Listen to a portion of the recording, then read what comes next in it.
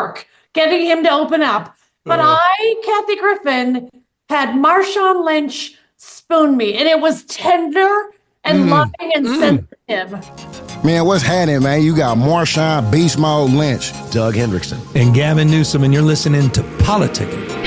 Tune on the beat. Tune on the beat.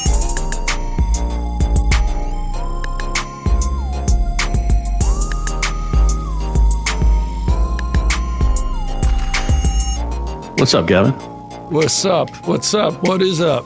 Where are you, by the way? I'm at home for a hot second. As you know, as any sports agent, listeners, or kids that want to become in the business, the most hectic couple months start really November, December, January, February. But as you know, Gavin, you know me for a long time, this is my hot season, my recruiting season, my go into the living room pitch seasons, and to go get clients, as you know. And it's funny that the landscape has changed over the years. It used to be you started recruiting as kids like in September, October. Now you're recruiting high school kids. But in any event, what's changed is the other day I got a call from a family, and they said, "So what are you giving us?"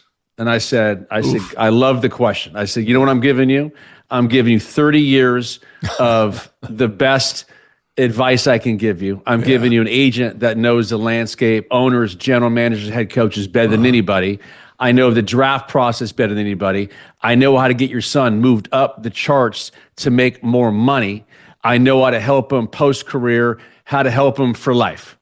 Okay? And they were they were handing you the Bitcoin account, wondering when the transfer was going to occur? No, and they said, that's great. We appreciate that. But no, what we're asking you is, what are you giving us? I said, I kind of played dumb. I said, "Oh, you mean more than that?" I said, "That's a lot." And they said, "Yeah, what are you giving us as far as how much you giving us?" I said, "Listen, I'm not giving you a damn thing. I don't give anybody money, haven't given anybody money, not going to give anybody money. So if you want me to represent your son and look out for him, and like our old partner, I said to him back in the day, don't come at me sideways." The landscape has changed, Gavin, because of NIL, because of money. These kids now, agents are now paying these kids massive signing bonuses. I mean, it's just so everybody understands. I mean, this was a high school kid or this was a college kid? No, this is a college kid. Yeah, college kid. But they're going around. They're trying to figure out who the best agent is on the basis of who can write the biggest check or hand over the biggest, sum of cash. Or the problem now is that you have, first of all, remember, you have these kids in college now that are getting $400,000, $600,000 a year, right? Yeah. So they're getting paid now in college.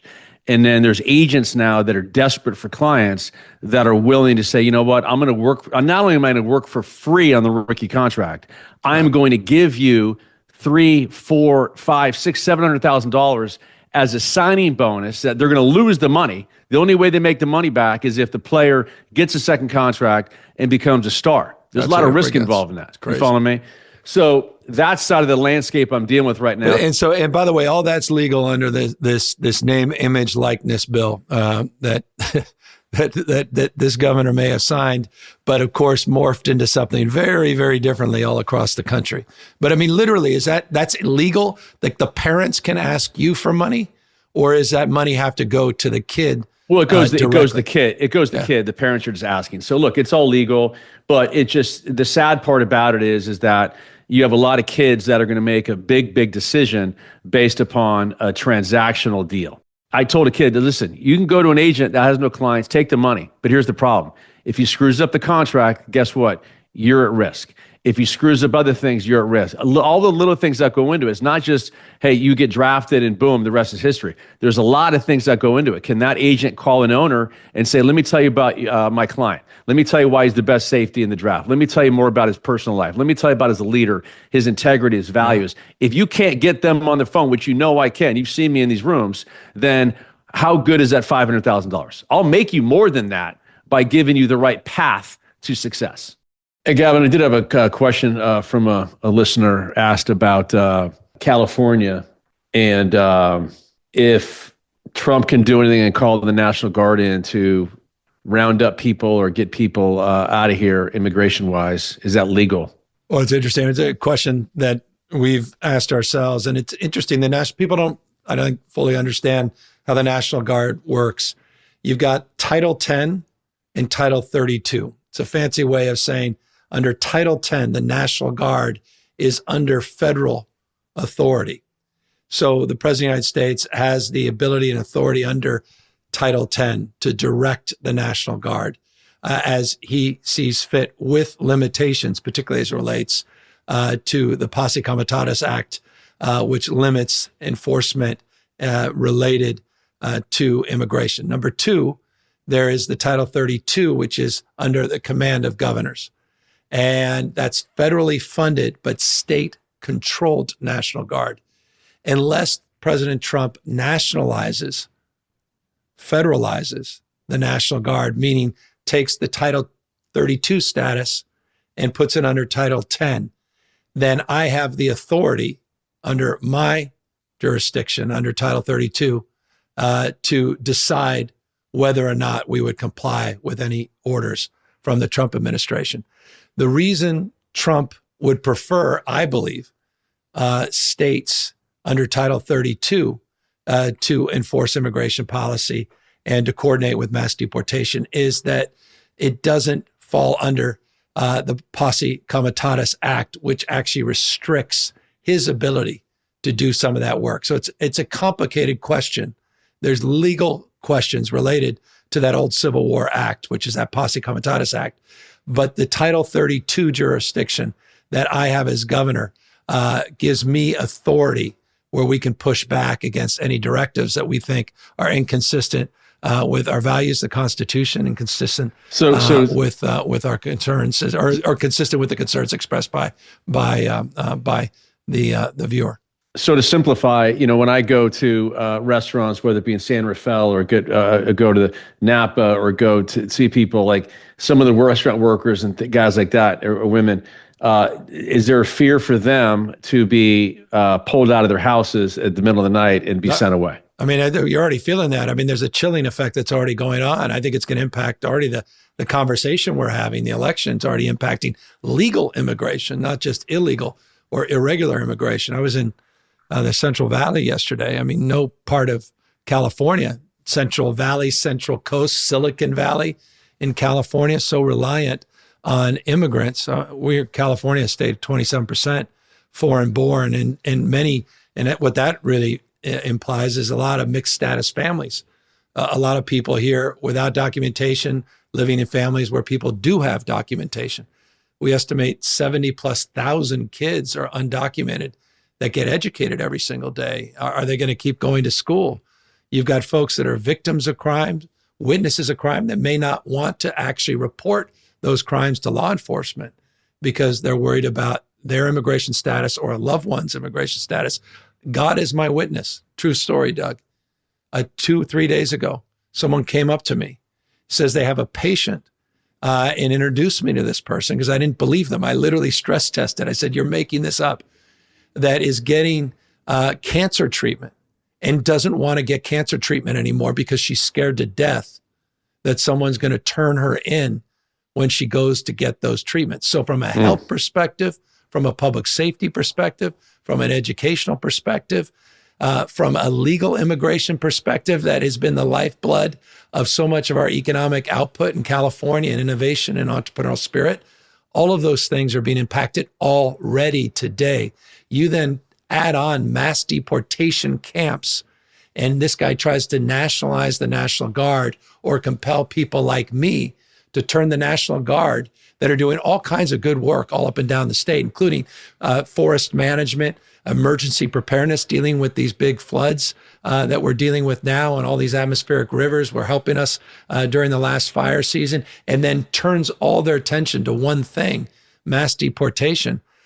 We're going to have the kind of friction, the likes of which we've never even imagined or experienced, certainly in our lifetime. And so we're taking this very, very seriously. But again, Title 10 and Title 32, two different relationships and two different frameworks of which the National Guard can or cannot be used for mass deportation purposes. And if you're not confused, you haven't been paying attention. But it is something that we are not confused by, meaning we are sort of locking in to an understanding of what our role will be in relationship to anything Trump tries to pull. Got it. Very good explanation. A little confusing, but it's interesting. It's just, and I will say, just, we've never gotten away. California's never gotten away of the federal right and authority to enforce federal laws with federal resources. We're not going to get in the way of that. We've never gotten in the way of that. And we certainly agree, I agree, that someone here without documentation that commits a serious or violent felony, someone that served their time, I've vetoed a couple of laws where the legislature said that we shouldn't coordinate with ICE. We shouldn't coordinate with immigration authorities for people that have committed serious or violent crimes. I vetoed that because I think we should. And so I'm not, we're not somehow suggesting that we're going to countenance or any way excuse that kind of behavior. Quite the contrary. But it's these kids, it's those seeking healthcare, it's the impact on mixed status families that we're going to protect and we're going to preserve and advance our values. We have a law called SB 54. And I'll just say, on behalf of the National Guard, they've been our Swiss Army knife. I've asked the National Guard probably to do more than most other governors in California history, going back to some of the issues during, the unrest with George Floyd, to the work we're doing at the border to deal with fentanyl interdiction. We have 392 National Guard men and women working with our Border Patrol to address fentanyl interdiction. They've done an unbelievable job. I've asked them to help in Oakland, some of the JAGs under the National Guard, to help in Oakland and Alameda with prosecution.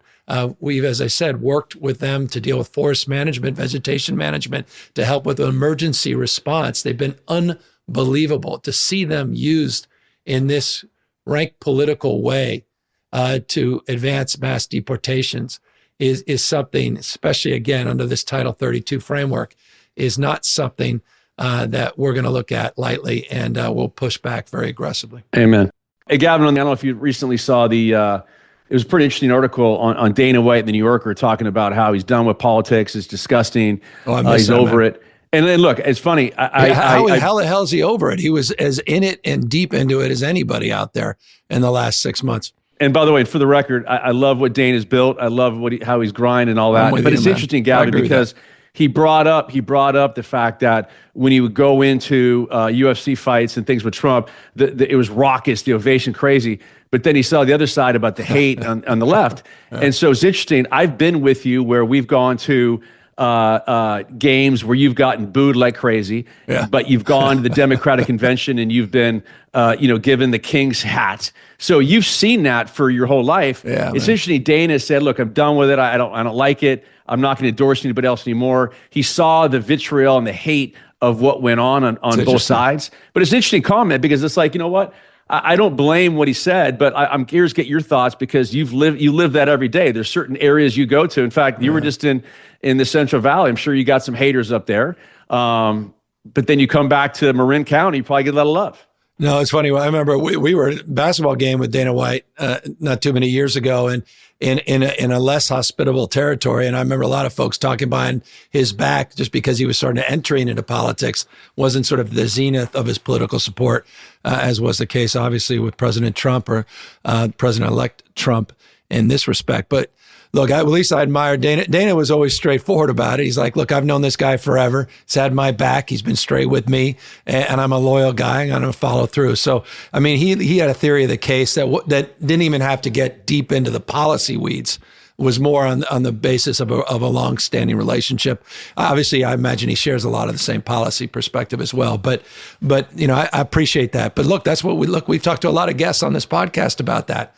When people have the courage to come forward to express their political point of view, a lot of people will applaud that and celebrate that. A lot of people are going to be pissed off. And right now in a 50-50 world, and let's not forget, it's a 50-50 world, less than 50%, just shy of 50% of the country in this quote unquote so-called landslide supported Trump. It wasn't much of a landslide. It just reinforces the nature of this tension between the two parties and those that are advocates within those parties. So, look, I get it, and I appreciate what he's saying, but I also admire people that have the courage of their convictions as well. So hats off to Dana for having the courage of his convictions, people that put themselves out. And I know Doug, we got someone who's coming up on this pod, Kathy Griffin, who I know well, has been way out front on politics for many, many years, but a perfect guest to really amplify and discuss this because she got into it a lot with a lot of folks when she did something a few years ago. We'll talk about when she gets on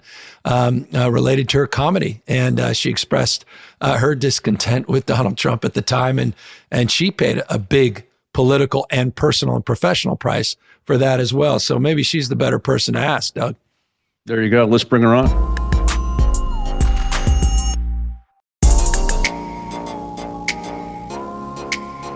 All right, Kathy. Remember me? Oh, yeah, no, I've not been able to get you out of my mind ever since we hung out together in the governor's office. We had a kiki. Well, okay, don't tell me what a kiki is. What is a kiki? Like a convo, like a two people just sitting down and letting it all out. We were letting it out. We were both expressing frustration, Nothing stress, wrong with that. anxiety. So we were That's emoting. right. Well, That's Gavin, right. I mean, Kathy's not afraid to talk. So did she talk a lot that day, Gavin? Or Yeah, it was kind of a one-way conversation where I just went, I know, I agree, I'm sorry. I did most of the talking. You'll see how I'm going to do the same thing here. So good luck getting a word edgewise. By the way, Kathy, my only He just recollection, started crying. He burst into tears. I had to rock him like a baby. you made me feel guilty. Somehow I was responsible for the issue that we were discussing. I was like, how am I being blamed for this? Because it's your fault, duh. Being governor. Oh, boy. Kathy hasn't had any stress, Doug, as it relates to things being her fault. Certainly not in the political realm or with anyone of higher office. Well, the good news is, Kathy, you've stayed away from politics so effectively over the course most of your career, correct? I know. Look, I tried. That's all I'm going to say. I did my best. No, but Kathy, honestly, it's an honor to have you on. I've been a huge fan of yours for a long time. I wish I could say the same. I don't know who you are, sir. I know you know. don't. I know you don't. I mean, I'm struggling just to convince his four or three kids of his status as well, Kathy. Well, if you can find them. Now look, we're here to have fun. What happened to Marshawn? He got canned? He's got a cat. He's on. It turns out he may be on that same list you were on, the no-fly list. So we're trying to figure out where he is. I've been on the no-fly list and the Interpol list and the Five Eyes list. So Kathy, let me ask a question. When you go through like TSA pre, do they stop you and say, "Hey, Kathy, hey, you're now you have a big check saying you're on the no-fly list, you're on the no list." Is there like a screen at the airport for you? I love that you think when this happens, they call me Kathy. Like they're like, Miss Griffin. Okay, Miss Griffin. But keep in mind, the no-fly list, the Interpol list, which is the international version. So I was stopped everywhere from Los Angeles Airport to London Heathrow. Singapore was really fun. Ooh. And then I was on something called the Five Eyes list, which is the actual terror watch list. That's a big one. Yeah, that's and we share that with 4 other countries. And so they take your passport, they take your phone, they put you in a detention room for an indiscriminate amount of time. And it is scary as hell. So, by the way, if you don't know my backstory, hi, I'm Kathy Griffin. Never meant to be a controversial comedian. I usually just tell like Kardashian jokes. And I took a rather infamous photo of holding up a Halloween mask of a certain ex-president, soon to be future dictator, who shall be unnamed, with some ketchup on it, a little Perseus and Medusa stand up. I can imagine you in that cell. I watch Smugglers all the time when these guys come over from Colombia and they're detained. And that's you right there, Kathy. I love it. I was like a living episode of Narcos for 4 years. Yes. I wasn't running any drugs. I was just telling dick jokes, but I actually could not even tour in the United States. So I toured overseas first, where I was beloved and welcome. And then I knew to tour Canada before I came back to the US. And then I was finally forgiven. And I'm actually back on tour now for the first time in 6.5 years since the Trump photo scandal. And I'm on the Kathy Griffin, My Life on the PTSD List tour. Get it? Mm-hmm. And I used to have a show called My Life on the D List. You can watch it on Peacock. And I have been on many lists that no other comedians in history, like me or not, I am in the history books. No other citizen has actually been on the Five Eyes list for taking a satirical photo of the president. But yes, I've made my mark. But I do have an announcement, which is in my new show, which I'm about 50 cities in. I just played Carnegie Hall 2 weeks ago. It was magical. I don't even mention Trump in my new show. So I just want people to know that. It's not that I'm afraid of him, obviously. I told that story, and now I have the PTSD that goes along with it. So I'm making light of my own PTSD, and I still have a lot of good celebrity gossip that I throw in with the old Kathy Griffin razzle dazzle. Well, Kathy, by the way, back to our co-host Marshawn, who's not here. He was on the no-fly zone into Canada. You got into Canada. He was not allowed to get into Canada because he had some issues back in the day. So that was the one country I wasn't making that up, Kathy. I was not making that up. I love how when it comes to Marshawn, it's issues back in the day. With me, it's the international terror watch list. Hold on, Kathy. So let me ask you a question. Are you still on that list now? No, you can't. You can't fly if you're on it. So I really couldn't fly during the investigation. So how much money did you spend to get off that list? About $1 million. Honestly, did you really? Wow. Okay. Yeah. And how do you get? I mean, is there like a lawyer? You go in the yellow pages and say terrorist watch list lawyer who can defend. Who do you even go to figure out how to unwind something like that? Well, first of all, I have amazing lawyers. I've actually been sued 7 times by Trumpers since the Trump photo. I have an outstanding case in federal court in Tennessee. I've had them all dismissed. I've had cases in the Eastern District of Kentucky, Kentucky State Court, LA Superior Court, and now my Tennessee case is outstanding. Okay, that aside, when the Trump photo scandal happened, he just retired, but I had an amazing First Amendment attorney. My attorneys now are still great, but my attorney, Alan Isaacman, is the real guy that Edward Norton played in the film The People versus Larry Flynt. Nice. Oh, wow. Remember love that movie. I know, it's so good. So the first time I got into trouble, I look it up and I'm like, I wonder if that guy is a real guy and still a lawyer. I cold call him. I'm like, you're not going to believe this. And so he was very, very helpful. But I didn't just get a call from local PD, and I'm not putting myself in their category, but even the great George Carlin and the great Lenny Bruce, they were hassled by local PD. I had the feds. I had the feds coming after me. They did a full investigation. The FBI was coming to the house about twice a week. And I will say, I'm not anti-government. The FBI, I credit, was saving my life because they would come to the house and do something called, which you know, I'm sure, Governor, a duty to warn, which is when they could detect credible threats versus non-credible threats. They had a duty to come to my house and physically tell me what the threat was as much as they could, because they couldn't always tell me every detail. And that went on for weeks, if not months. And they would say, well, there's a bomb threat at this venue, or there's a very serious, actor who's specifically mentioned how he wants to murder you on this day. And they would give me as much information as they could. And I'm telling you, I got so used to seeing those guys. It was like Cheers. Like when Norm would come in, I'd be like, hey, come on in, guys. What's going on this week? But when I was interrogated under oath, I had 2 agencies coming after me at Trump's behest. I filed a FOIA, got it back.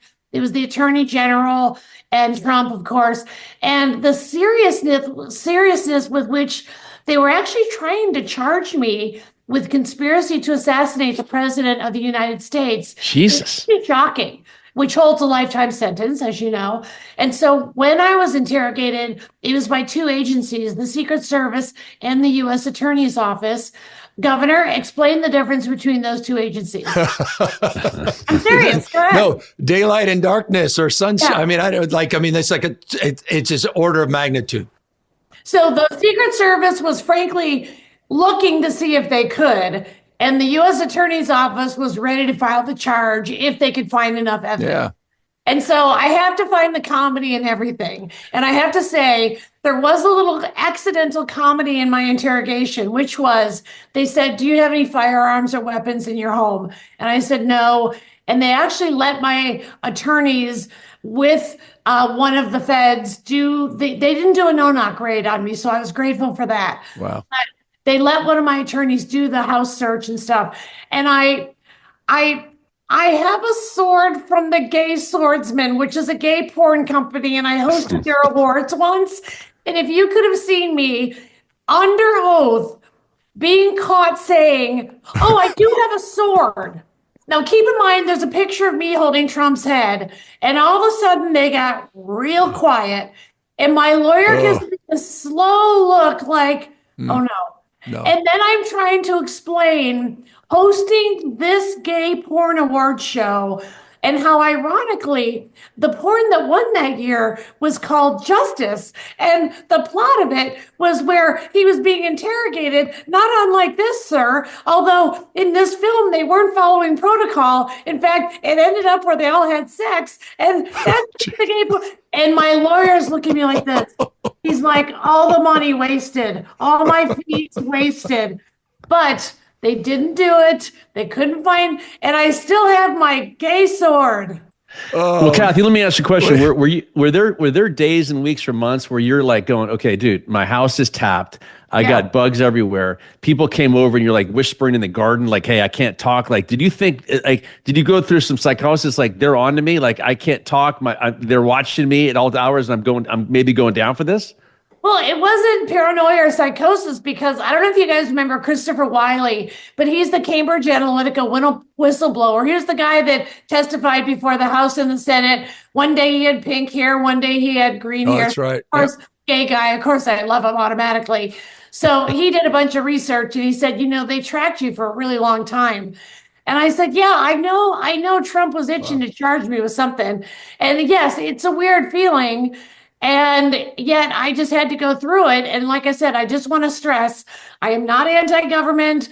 I know they had to do their due diligence at his behest. I don't want it to happen to anybody else. I'm not any more careful than I used to be, but I did not violate the First Amendment. I did reach out to my attorneys prior to posting that photo. And Governor, you're an attorney, it was covered.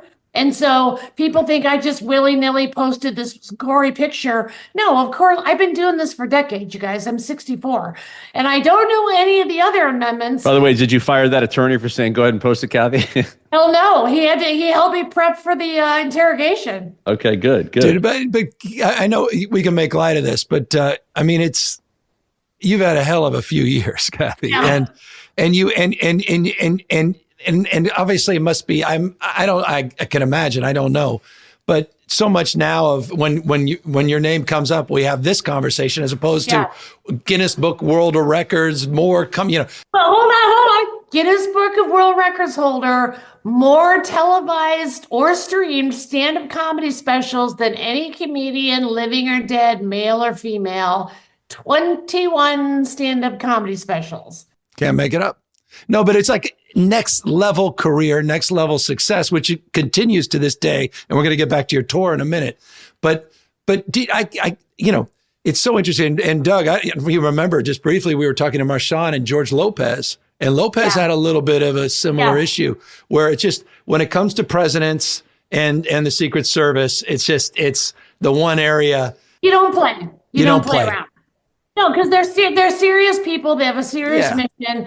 They have bosses. When Jason Leopold from Bloomberg filed the FOIA, it was quite shocking. And the amount of discretion that the Los Angeles Secret Service office used to pursue the case that they knew was BS is upsetting to me. But that's bureaucracy, and not everybody's going to agree with me. And I understand, and I really do respect everyone's right to hate that photo or hate that I did it. I just want people to understand it is covered under the First Amendment. As a comic, I've made fun of every president ever, Democrat or Republican. I feel it's part of a comedian's job. I thought that photo was going to live on a gay blog for 2 days and nobody would ever see it. I wasn't on a TV show at the time. I do have a history with Trump. I've known him for at least 25 years, maybe 30. He's hired me. One time he paid me $50,000 to go to Bedminster and roast him. Wow. And I remember he's a total pussy. He's like, oh, don't make fun of the hair. Here she comes. Here she comes. I go, you called me, Donald. he was known as the Donald. I'd call him Donald. He'd say it's the Donald. I mean, that's funny in itself. Wow.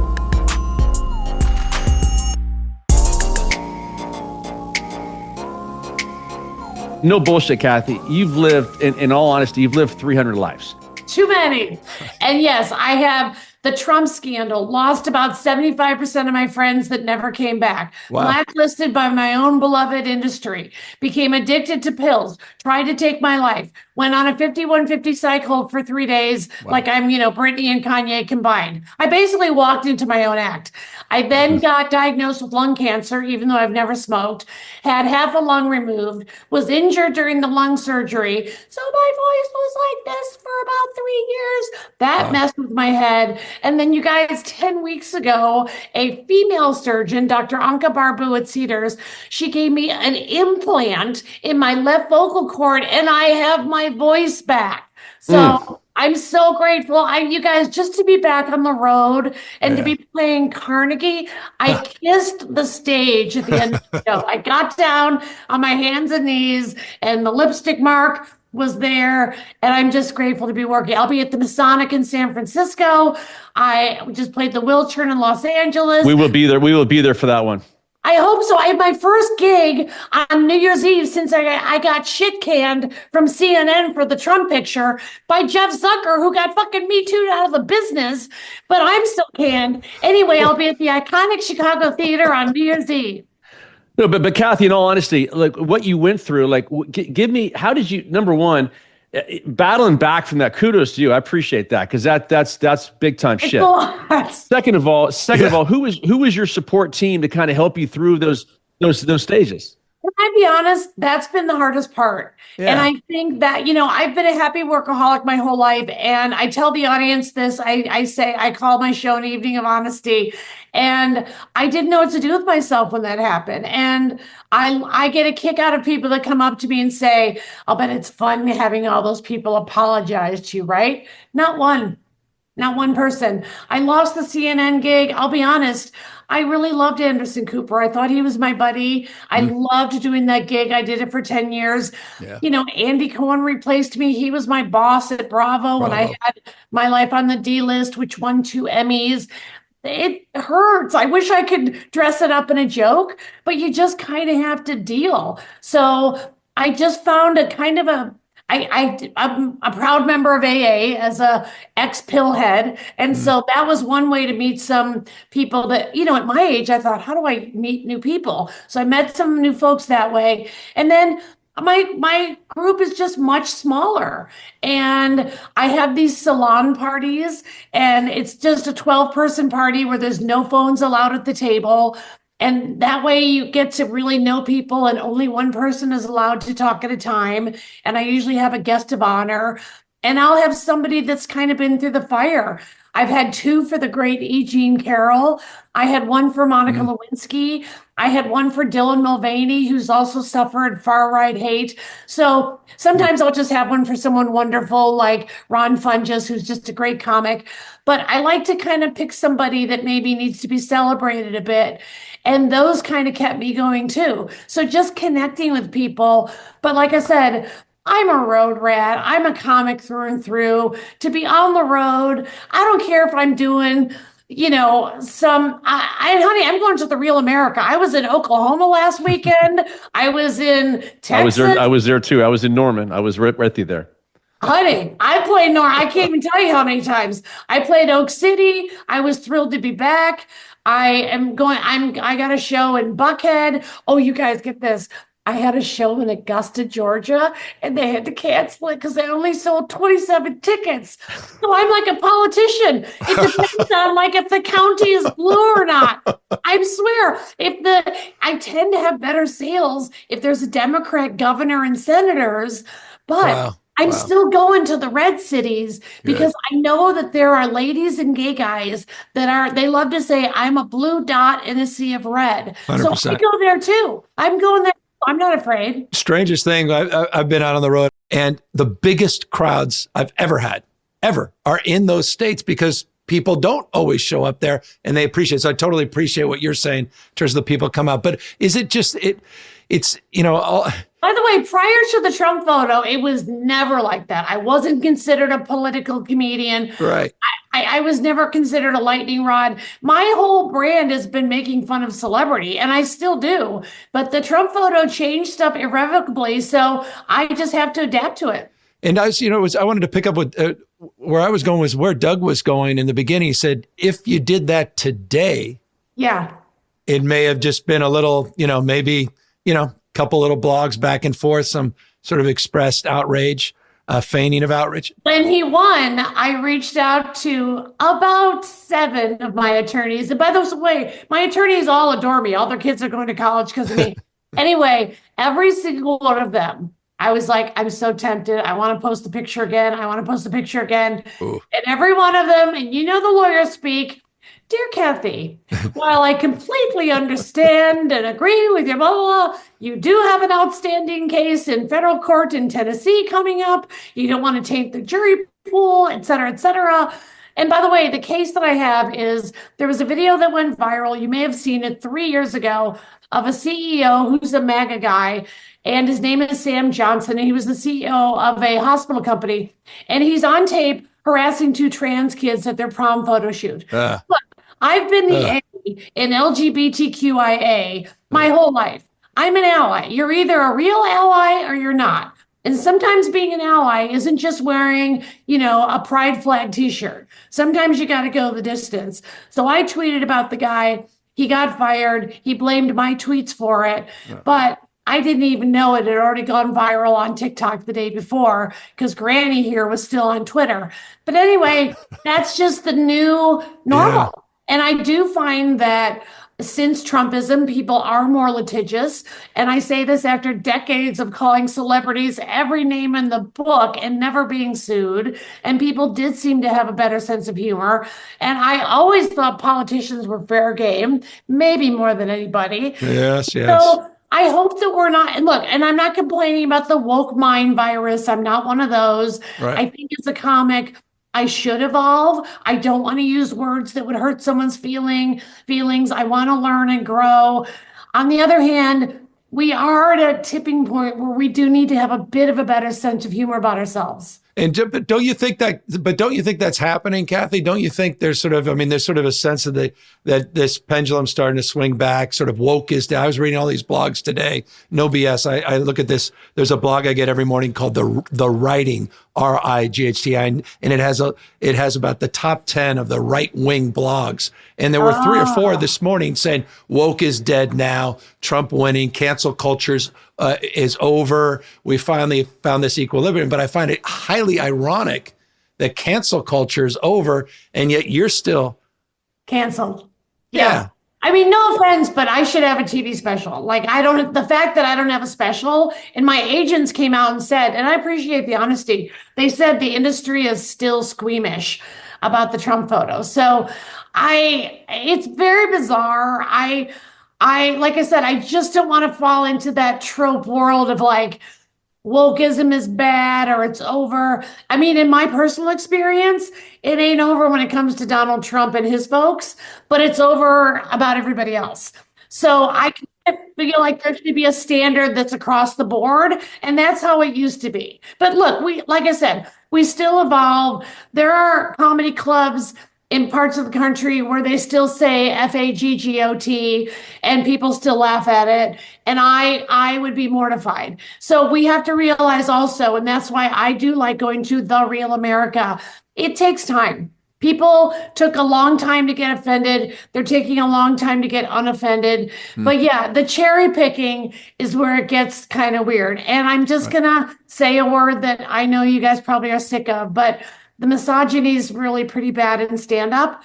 And so I still have people say, it's too bad you don't think you can be funny unless you curse, which is just not something they say to the guys.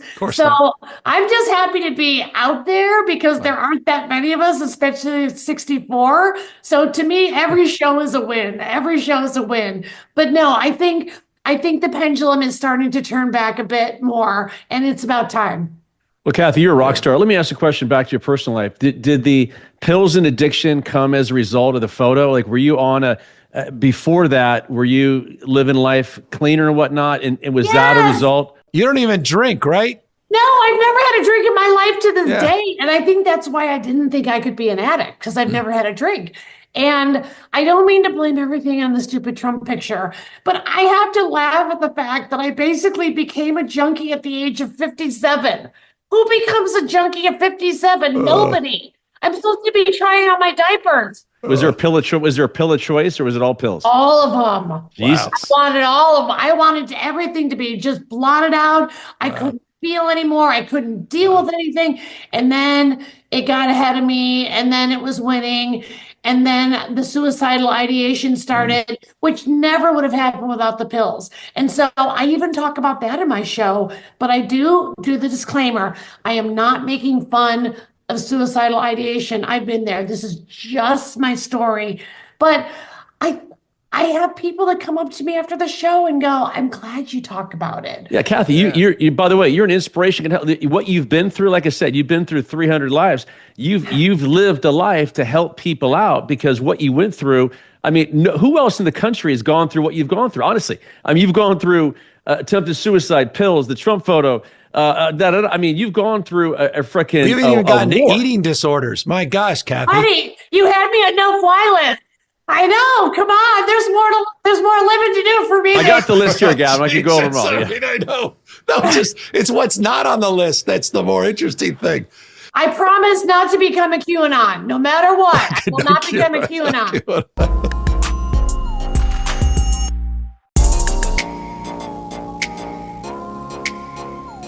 You haven't been committed. You're next level champion for the LGBTQ community. You've been, as you say, the Always. but why? That's interesting to me. Why have you been so consistent? I named my show back in the day, My Life on the D List, and I call myself a D-lister because I understand I'm not on the A list, and I'm fine with it, and I think there's humor in that. And I think there's an organic relationship that I've had with the community since I can remember, for real. Like in first grade, I was that kid that recognized the quiet boy that for some reason seemed a little like he wasn't feeling like he was fitting in. And then I sort of turned into that girl in junior high that was with the guys from the musicals. And I know that's a cliche, but I'm sorry, it was true. And so, you know, I only went to one dance in my 4 years of high school. I went to one prom with my gay guy bestie, and I officiated his wedding, you know, all of it. And so it's everything. I think there's something about feeling like as a woman, I have to work harder and jump higher and keep proving myself over and over and over. That is probably the sensibility that we share. And also, you know, I have a fighter in me. I don't know if it's my crazy drunken Irish parents who I miss every day, but they had, you know, my dad was a precinct captain and my mom worked the polls, and you had to come to the Griffin dinner table, you know, not necessarily a college education, but you had to read the Chicago Times and the Chicago Trib every day. Yep. You had to know which alderman was on the take. I was a kid, Mayor Daley, the corrupt dad, was the mayor, and we would talk about that. And it was just a kind of a political household, but really just as a hobby. My dad worked in retail, and my mom was a working mom in the admin office of a hospital. And so it's just kind of what I grew up with, not with stuff handed to me, but also not with absolutely nothing, and dealing with a crazy family of alcoholics and trying to figure out my place. And I think that's what a lot of gay folks are doing, but especially back in my era, guys that couldn't come out, girls that couldn't come out, they could come out to me. And there's something, it's a vibe that you feel, you know what I mean? It's something that I have to this day. Look, I have friends to this day that are in parts of the country where if I have a friend who's a 70-year-old construction worker in a part of the country where he cannot come out, and he has to listen to the other guys on the job site tell FAG jokes all day, every day. He's got a husband at home that none of them know about, and he just deals with it. And so I want to go to that guy's town and make him laugh. And I want him to come over to my house for lunch and make him laugh or whatever it takes. But I just want us city folks to remember there's a whole country out there. I love it. By the way, Kathy, I'm curious and I appreciate the spirit of everything you said, not just what you said too. And seeing that person that no one else is seeing and feeling, having that empathy, and feeling that connection and being a champion for folks, and being their voice. Did you, and it's a general statement. I mean, it's a general question, and it may not be a fair one. It may not make any sense, but did you sense that the community abandoned you a little bit after 2017 in the photo? I felt the power gaze did, not the actual community, but to be absolutely honest, because it doesn't matter, they're not hiring me anyway. It hurts that I feel for decades I showed up. I hosted every gig. I did the auction, the most thankless job, by the way, of any charity event. I did the auctions. I donated the tickets and the meet and greets. I just have to be honest. I learned a tough lesson, which that when it comes to powerful men, and look, there's people like Mark Andreessen I'll be in a fight with, and he's a gay guy.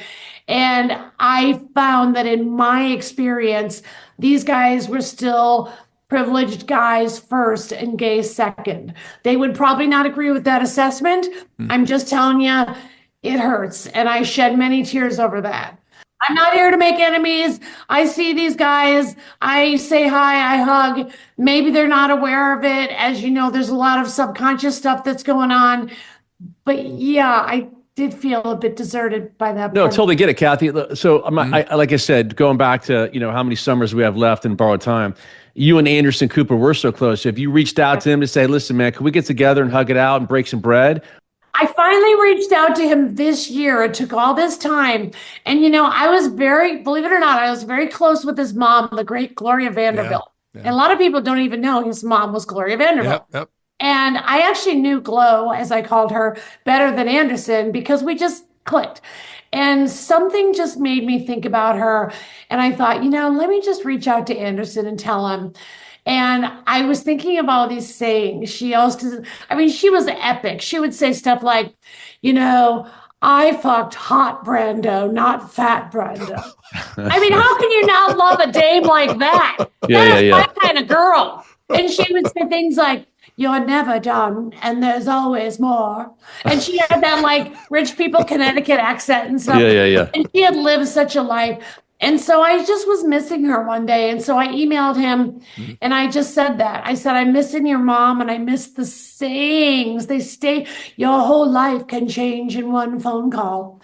And I just said, I just want you to know I'm thinking about you and I'm missing her. And he wrote me back and he said, I miss your mom too. And your mom was always so sweet to me and my mom adored him. And so I don't know what will happen, but at least there's been one email exchange. And that feels better than just nothing, Wow. Anderson, I'm giving a shout out to Anderson to come to one of Kathy's famous parties. You can be the guest of honor. Anderson, get off CNN studio. Let's go. Let's get to LA. How about Andy Cohen? I mean, is Andy? You guys have connected now? That's a tough one, man. Like I said, he was my boss, and I got canned, and I loved working at Bravo. I loved doing specials, and I had a talk show there for 2 seasons, and my life on the D list was Emmy nominated every season and won twice. And I'm not his cup of tea, and it hurts. It just hurts. I'm not going to say anything good or bad. It just, it kind of hurts. Well, Kathy, so let me ask you a question. You're grinding so much. You're working your ass off. The tour is kicking ass. You're doing amazing things. Do we have a love in your life right now, Kathy, that makes you happy? Jeez, really? Excuse me. I think I should be the next Golden Bachelorette. Oh, okay. How about that? You ready for my pitch? Yeah. Oh, geez, here it is. I'm not sure it's PG. It's not. Okay. So the current one is great. I love her. Okay, so Kathy Griffin's the Golden Bachelorette. The first episode where there's the most bachelors and the most roses, I fuck each one. Jesus. Each one. And then I decide, what? Did I lose you? No, I mean, No hidden cameras, just a little blur here and there for the cellulite. Boom. Ratings gold. You heard it here, folks. What do you think, Doug? You're an agent, Doug. What do you think, brother? Well, by the way, I'm a sports agent, Kathy. You might need a better agent because you can't even get you on that one show. You're on tour right now. Having said that, I know people at the Bachelorette. Maybe we can make that happen. Yeah, really? Here we go. That's it. Thank you. Yeah, I may want to come up with a first, kind of a we'll talk about that first episode. It's just an idea. It's an idea. I appreciate the pitch. Appreciate the pitch. By the way, what's your pitch to folks that want to come back and reconnect with Kathy Griffin that miss you or feel like you're back out, as you say, you're going to be out here in LA. I'm on the road, kathygriffin.com for tickets. New Year's Eve, the Chicago Theater. Look, I love it when people watch My Life on the D-List and they have nostalgic feelings about it. It's on Peacock. I'm so thrilled they finally put it on Peacock. And I own all my libraries. So I own My Life on the D-List. I own all my 21 specials. I own my talk show. My talk show you can see on Apple for free. And so go rediscover the stuff. Rediscover my mom and dad who were hilarious on my reality show. Well, Kathy, I got to be honest with you. I loved you in Suddenly Susan. I used to watch that show. Come on. I go back to a show where I was the wisecracking secretary to Brooke Shields. I mean, but by the way, Gavin, let's be honest. I mean, look, shout out to Brooke Shields. Come on. Blue Lagoon. Inappropriate movie. Totally inappropriate. Unbelievable. She was exploited. I know, but there's a great doc about her called Pretty Baby. Anyway, so yes, look at the old stuff. Come see the new tour. I love doing what I do. I think I have another book in me. I've written 2 books. One went to number 1, one went to 15. Sky's the limit. Don't be afraid of me, folks. But Kathy, I'll be honest with you. There is no dinner party without Marshawn Lynch at your table. He is the best dinner date you'll ever have. In fact, he brought my wife to the White House Christmas party last year. So he is a great date. Okay, first of all, he didn't tell you about our history. What's it? Oh, Jesus. Here we go. Get ready. Right. I co-hosted a charity gig with Danny DeVito. And he won some ring for some contest in football and was on some team. Super Bowl ring, Gavin. Okay. I guess I'll just take you a space. And the team was? Seattle Seahawks. It's fine. If you it's say so. Yeah. Okay. Yeah. So all the straights were very excited to see him. You know how you guys get. You straights get very excited around athletes. And so he was very shy at the time and known for not talking. Well, when you're hosting a charity show, sometimes they're like, hey, the band isn't ready. You got to go out stretch. So I ran into the audience and I was like, where's that guy? What's his name? Marshawn Lynch. They pointed him out. I went up to him. I had the microphone. I busted his balls so hard. I made him spoon me. I said, I'm not leaving until you spoon me. And I want to be the little spoon. Now, he was a man of few words. I'm just going to be honest. It was hard work getting him to open up. But Kathy Griffin, had Marshawn Lynch spoon me. And it was tender and loving and sensitive. Not beast mode. He was in horrible mode. Oh, look at that. The I sensitive. have been spooned by Marshawn Lynch. I love it. Have you? I've been you body slammed by him, but not spooned. Correct. Okay. Well, there you go. It's one of my 9 lives. Your 9 lives. No, but Kathy, this has been a treat. Honestly, I've been a huge fan of yours, and I love what you're all about. And literally, you're a grinder, you're a battler. You've overcome so many things. You're funny as hell. And and trust me, I'll never leave your life, Kathy. I'm here. I don't walk away.